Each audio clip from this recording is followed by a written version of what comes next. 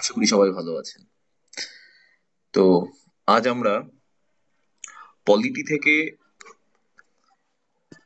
Evolution of Indian constitution এই বিষয়টা সম্পর্কে ডিসকাস করব। দেখুন, এই বিষয়টা খুব ইম্পর্টেন্ট একটা বিষয় এবং এখান থেকে মোটামুটি কোশ্চেন আসে পলিটি পেপারে। এবং বিষয়টা এমন একটা বিষয় যে এটা খুব কমন নয় মানে এই বিষয় থেকে যে কোশ্চেন দু একটা কোশ্চেনই আসে এবং সেগুলোই কিন্তু ultimately at the end of the day selection আমাদের তৈরি করে দেয়, যদি এগুলো সঠিকভাবে করা যায়। খুব বেশি ভাস্ট চ্যাপ্টারও নয়। আম, সামান্য কিছু পড়লেই এর মধ্যে থেকে কমন পাওয়া সম্ভব।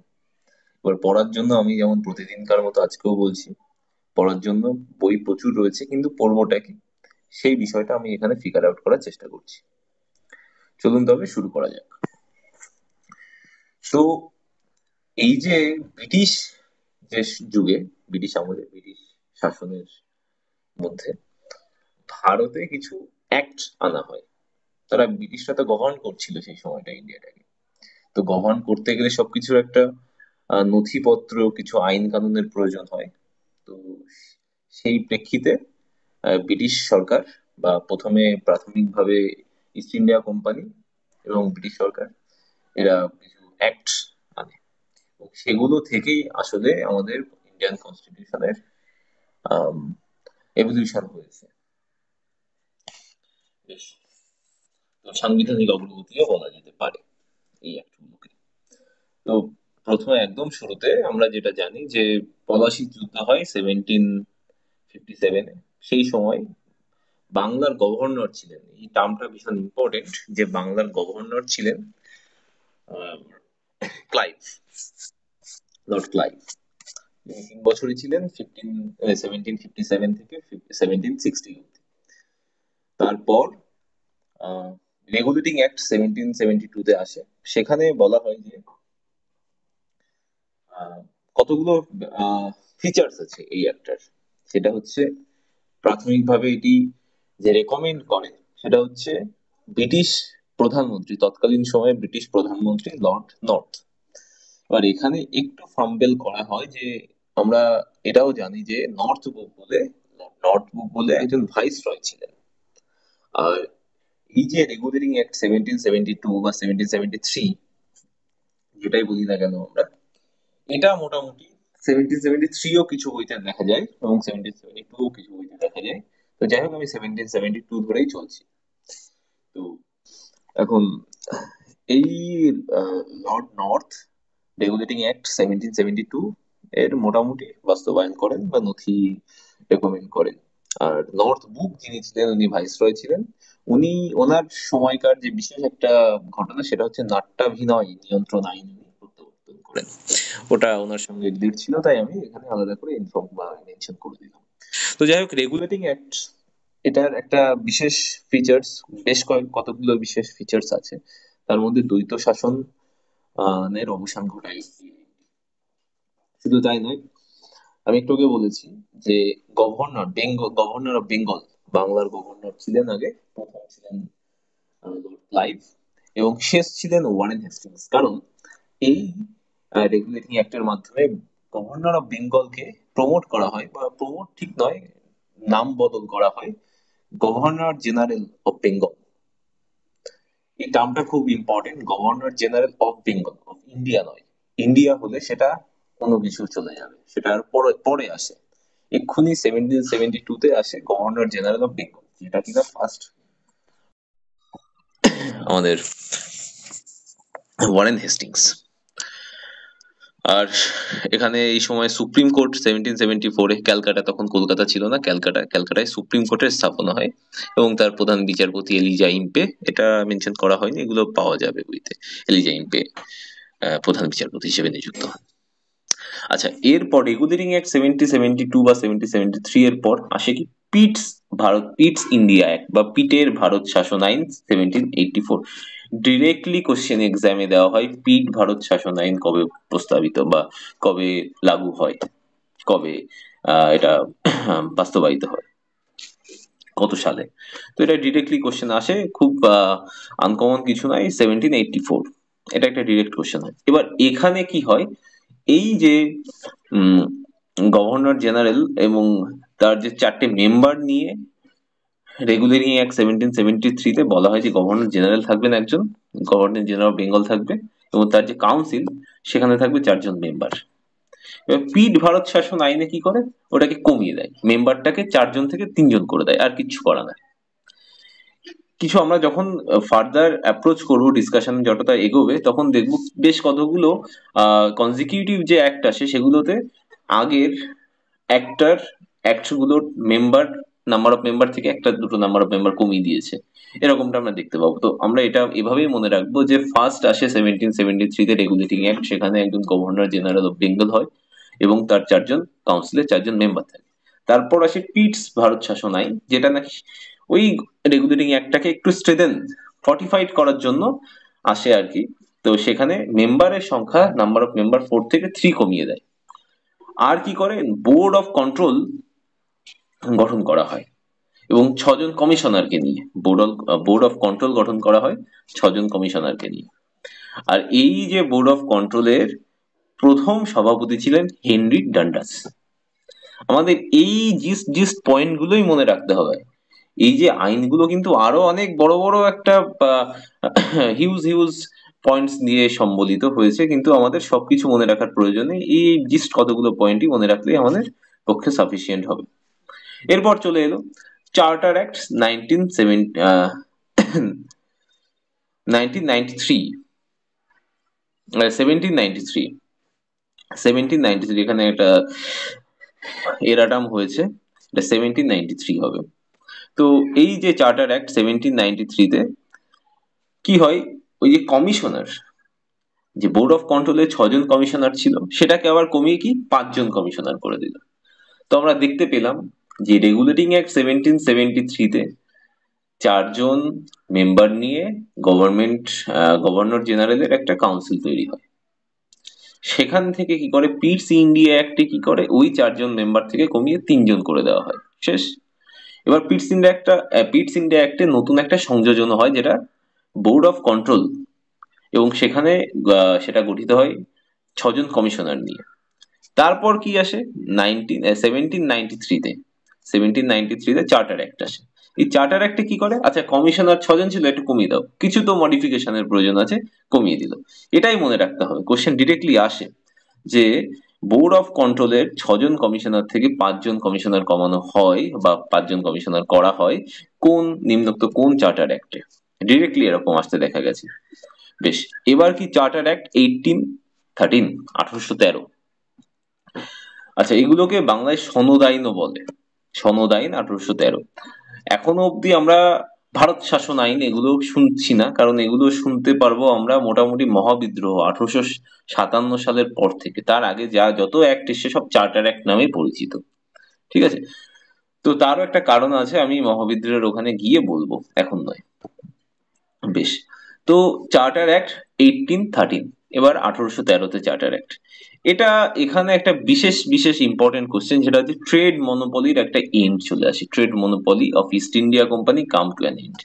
তার মানে কি, ভারতবর্ষে ব্যবসা করার যে একচ্ছত্র অধিকার ইস্ট ইন্ডিয়া কোম্পানির ছিল সেটা শেষ হয়ে যায় এই একটা। এবার directly this question ask several Times in many state exams, in fact in central exams also.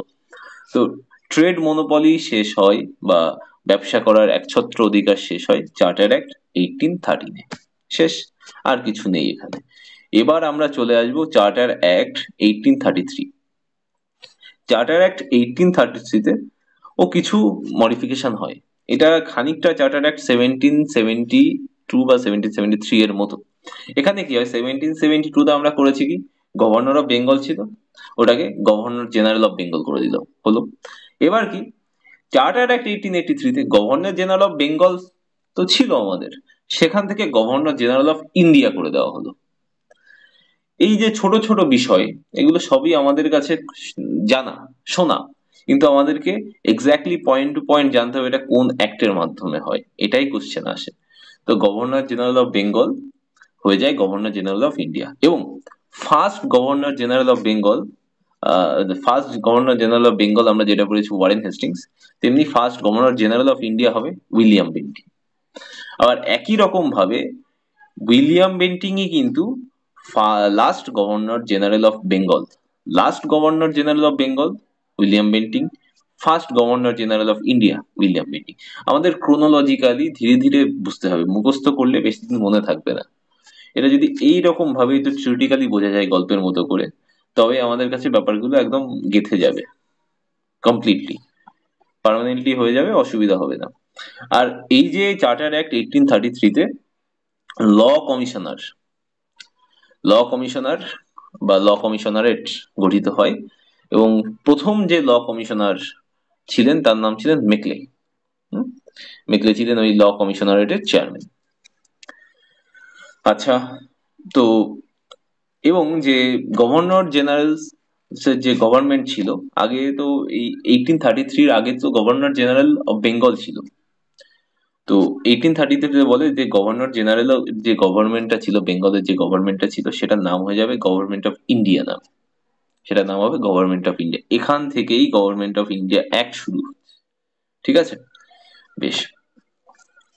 R governor জেনারেলের যে কাউন্সিলটা থাকবে সেটার নাম কি নামে পরিচিত হবে? Indian council.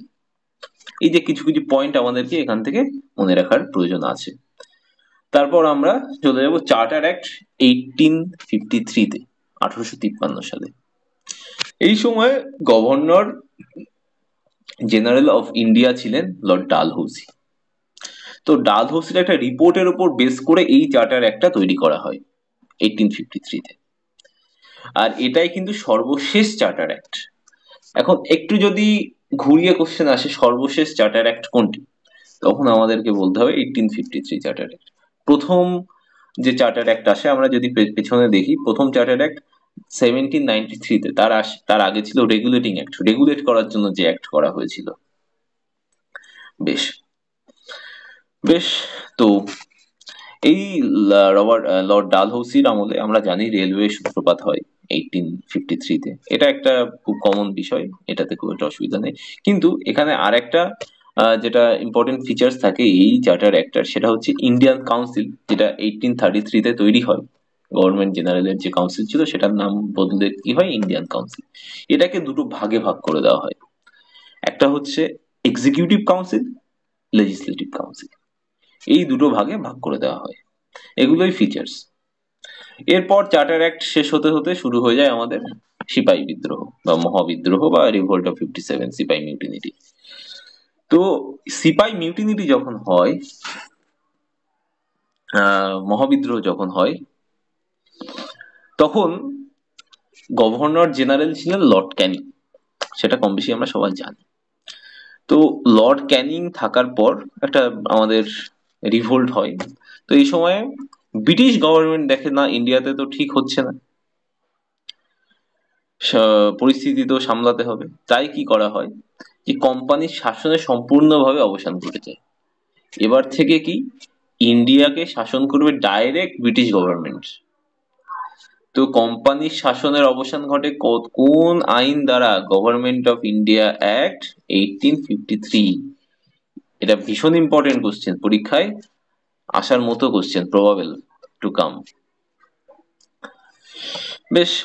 এবং আরো কিছু পরিবর্তন ঘটে এই গভর্নমেন্ট অফ ইন্ডিয়া অ্যাক্টে 1858-এর। এটা first government of India act. তো এখানে গভর্নর জেনারেল অফ ইন্ডিয়া যিনি ছিলেন লর্ড ক্যানিং, তাকে বলা হয় যে আপনি আর গভর্নর জেনারেল অফ ইন্ডিয়া থাকবেন না, আপনি এখন ভাইসরয় হয়ে যাবেন। ভাইসরয় মানে কি? রাজ প্রতিনিধি। আপনি এখন ভাইসরয়, কারণ গভর্নমেন্ট তো আমরাই চালাবো, ব্রিটিশ গভর্নমেন্টই চালাবে।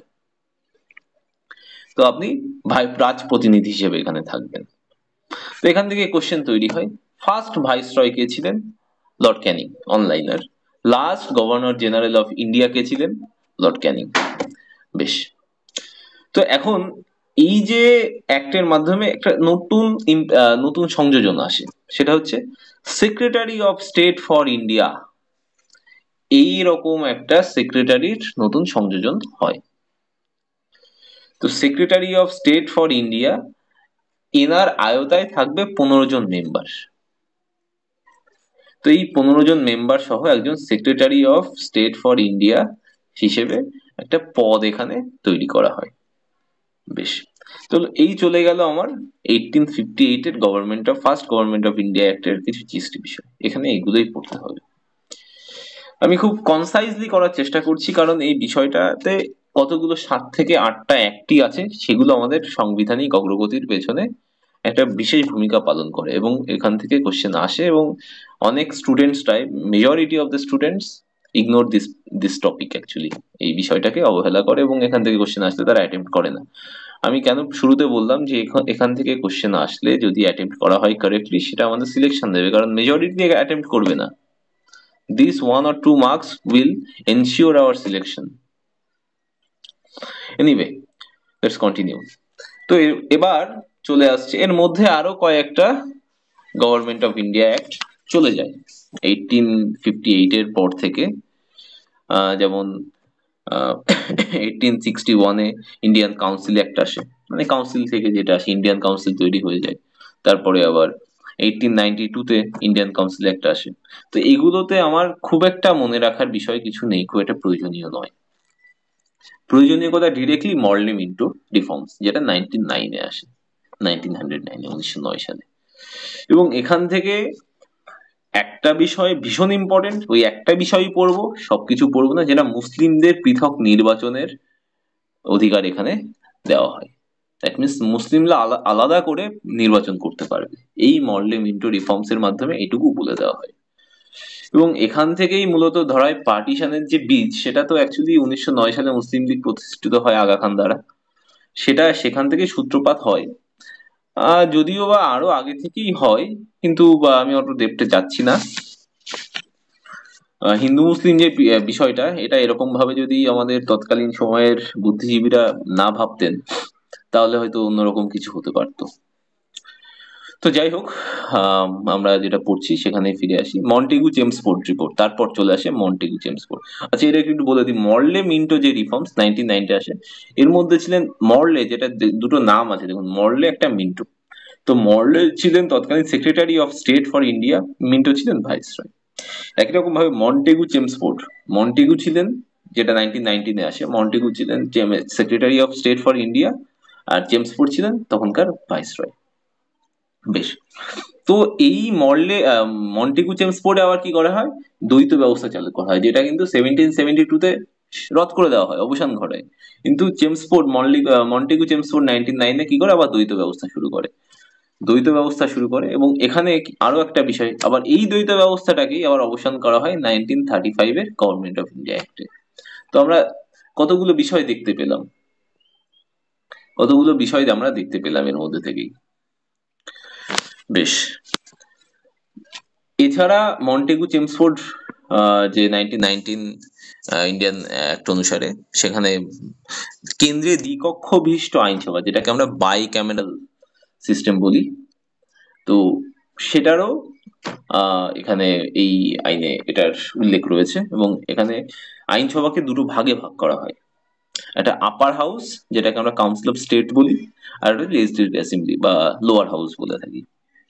তো এই যে কনসেপ্টটা দ্বিকক্ষ বিশিষ্ট আইনসভা, এই মন্টেগু চেমসফোর্ড রিপোর্ট থেকেই 1919 সালে এখান থেকে আসে। পরবর্তীতে যখন আমরা বড়োইং সম্পর্কে, আমাদের সংবিধানের বড়োইংস আছে, অনেক বিভিন্ন দেশের সংবিধান থেকে অনেক অনেক বিষয়কে আমাদের সংবিধানে আনা হয়েছে, তো সেগুলো পড়বো। তখন এই দ্বিকক্ষ বিশিষ্ট আইনসভা কোন সংবিধান থেকে আনা হয়েছে, এরকম একটা খুব ইম্পর্টেন্ট এবং কমন একটা কোশ্চেন, এটা ব্রিটিশ সংবিধান থেকে আনা হয়েছে, এটা আমরা পড়তে পারবো। তো বেসিক্যালি আমাদের এই কয়েকটা বিষয়ই পড়ার আছে এই টপিকটা থেকে। এটা just evolution of Indian constitution, একটা কি দুটো কোশ্চেনই আসবে আমরা যদি এইভাবে পড়ি, এবং সেলফ স্টাডি তো করতেই হবে, যেটা আমি প্রতিদিনই বলি, বাড়িতে পড়তে হবে, এবং কি পড়বো সেটা এখানে একবার আলোচনা করার আমরা চেষ্টা করছি।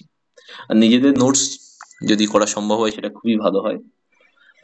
আর এভাবে পয়েন্টস গুলো বইতে অ্যাভেলেবেল থাকবে, পড়ে নিলে সাকসেসফুল হওয়া সম্ভব। ওকে, আশা করি সকলের ভালো লাগলো। ধন্যবাদ।